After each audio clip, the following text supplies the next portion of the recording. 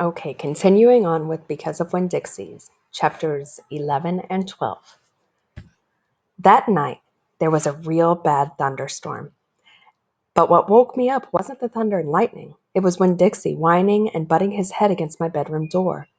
Winn-Dixie, I said, what are you doing? He didn't pay any attention to me. He just kept beating his head against the door and whining and whimpering. And when I got out of bed and went over and put my hand on his head, he was shaking and trembling so hard that it scared me. I knelt down and wrapped my arms around him, but he didn't turn and look at me or smile or sneeze or wag his tail or do any normal kind of Winn-Dixie things. He just kept beating his head against the door and crying and shaking. You want the door open? I said. Huh? Is that what you want? I stood up and opened the door, and Winn-Dixie flew through it like something big and ugly and mean was chasing him. Winn-Dixie, I hissed. Come back here. I didn't want him going and waking up the preacher up. But it was too late. Winn-Dixie was already on the other end of the trailer in the preacher's room. I could tell because there was a spring sound that must have come from Winn-Dixie jumping up on the bed, and then there was a sound from the preacher like he was real surprised. But none of it lasted long, because Winn-Dixie came tearing back out of the preacher's room, panting and running like crazy. I tried to grab him, but he was going too fast. Opal? Said the preacher. He was standing at the door to his bedroom, and his hair was all kind of wild on top of his head, and he was looking around like he wasn't sure where he was. Opal, what's going on? I don't know, I told him. But just then there was a huge crack of thunder, one so loud that it shook the whole trailer, and Winn-Dixie came shooting back out of my room and went running right past me, and I screamed, Daddy, watch out! But the preacher was still confused. He just stood there, and Winn-Dixie came barreling right toward him like he was bowling ball, and the preacher was the only pin left standing, and wham! They both fell onto the ground. Uh-oh, I said. Opal? Said the preacher. He was lying on his stomach, and Winn-Dixie was sitting on top of him, panting and whining. Yes, sir, I said. Opal? The preacher said again. Yes, sir, I said louder. Do you know what a pathological fear is? No, sir, I told him. The preacher raised a hand. He rubbed his nose. Well, he said, after a minute, it's the fear that goes way beyond normal fears. It's a fear you can't be talked out of or reasoned out of. Just then there was another crack of thunder, and Winn-Dixie rose straight up in the air like somebody had poked him with something hot. And then he hit the floor. He started running. He was back to my bedroom, and I didn't even try to catch him. I just got out of his way. The preacher lay there on the ground, rubbing his nose, and finally he sat up. He said, Opal, I believe Winn-Dixie has a pathological fear of thunderstorms. And just when he finished his sentence, here came Winn-Dixie again, running to save his life. I got the preacher up off the floor and out of the way just in time. There didn't seem to be a thing we could do for Winn-Dixie to make him feel better. So we just sat there and watched him run back and forth, all terrorized and panting.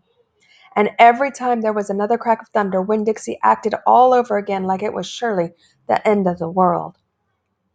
The storm won't last long, the preacher told me, and when it's over, the real Winn-Dixie will come back. After a while, the storm did end, and the rain stopped, and there wasn't any more lightning. And finally, the last rumble of thunder went away, and Winn-Dixie quit running back and forth and came over to where me and the preacher were sitting and cocked his head like he was saying, What in the world are you two doing out of bed in the middle of the night?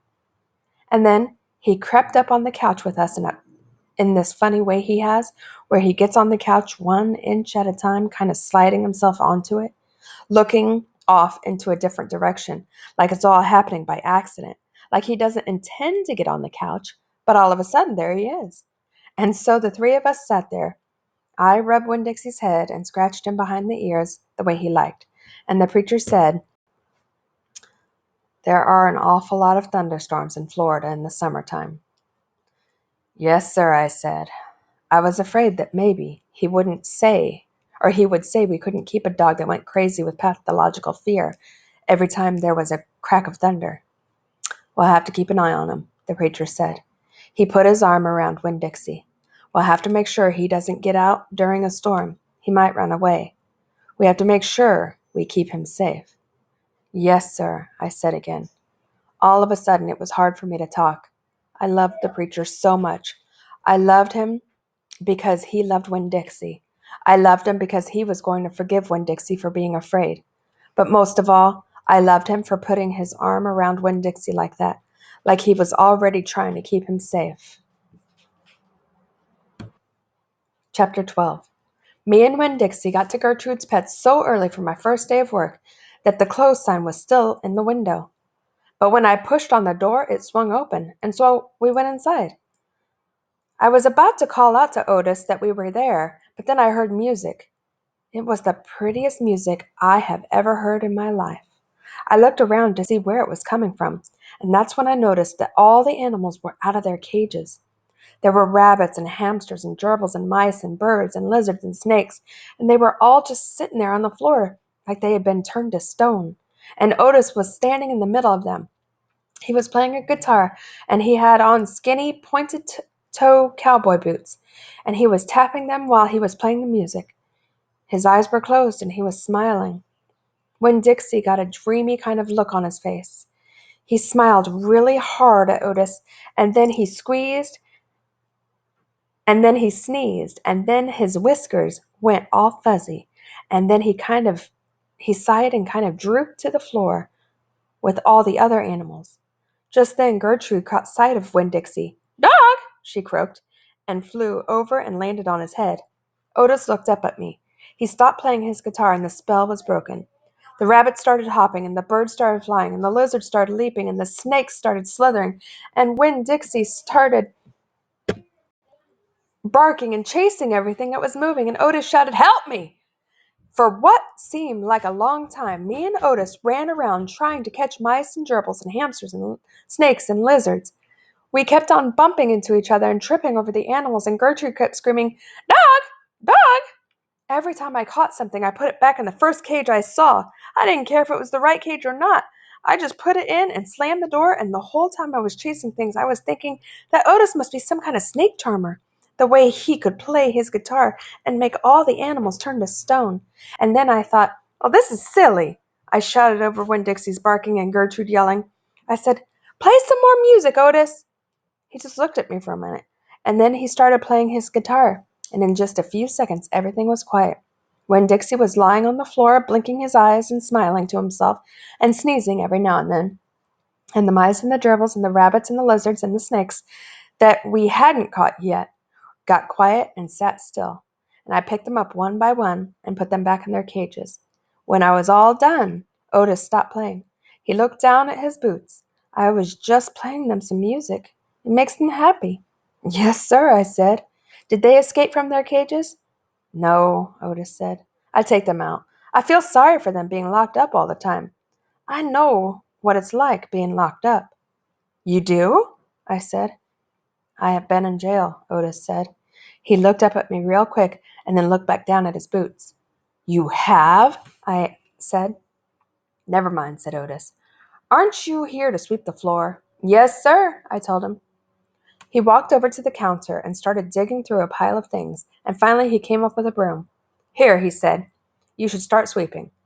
Only he must have gotten confused. He was holding out his guitar to me instead of the broom. "With your guitar?" I asked. He blushed and handed me the broom, and I started to work. I'm a good sweeper. I swept the whole store and then dusted some of the shelves, and the whole time I worked, Winn-Dixie followed me, and Gertrude followed him, flying behind him and sitting on his head and his back, and croaked real quiet to herself, "Dog! Dog!" And when I was done, Otis thanked me. I left Gertrude's Pets thinking about how the preacher probably wouldn't like it very much that I was working for a criminal. Sweetie Pie Thomas was waiting for me right out front. "I seen that," she said. She stood there and sucked on her knuckle and stared at me. "Seen what?" I said. "I seen all them animals out on the cages and real still." "Is that man magic?" "Kind of," I told her. She hugged Winn-Dixie around the neck.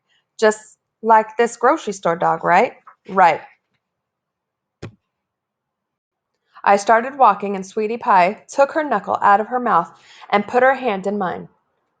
"Are you coming to my birthday party?" she asked. "I surely am." Oop.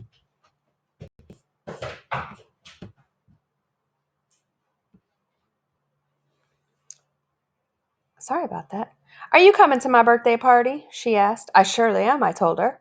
The theme is pink, she said. I know it, I told her. I gotta go, she said all of a sudden. I gotta go home and tell my mama about what I seen. I live right down there in that yellow house. That's my mama on the porch. You see her? She waving at you. I waved at the woman on the porch and she waved back, and I watched Sweetie Pie run off to tell her mama about Otis being a magic man.